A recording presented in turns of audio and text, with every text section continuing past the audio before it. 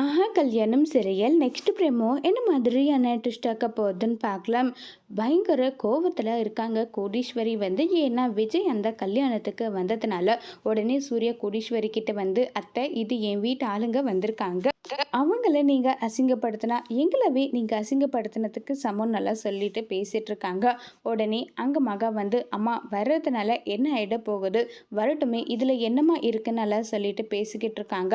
ஆமாம் அதுவும் சரிதான், நம்ம வந்து பண்ணிட்டு இருக்கிறது ரொம்ப தப்பாக இருக்கேன்னு சொல்லி கோடீஸ்வரியும் மனசு மாறிட்டு உள்ளே வாங்கன்னு சொல்லிட்டு விஜயை எல்லாருமே கூப்பிடுறாங்க. இப்போ கல்யாணத்துக்கான எல்லா அரேஞ்ச்மெண்ட்டும் நடந்துட்டு இருக்கு.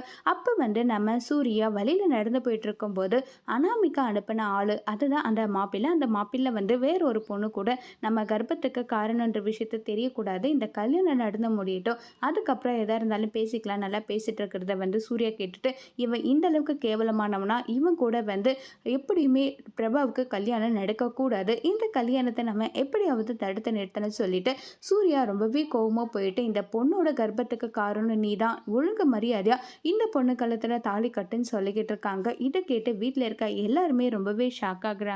இப்போ சூர்யா எப்படி இதை உண்மையை நிரூபிக்க போகிறாங்கங்கிறத வரப்போகிற எபிசோடில் வெயிட் பண்ணி பார்க்கலாம். தேங்க்யூ.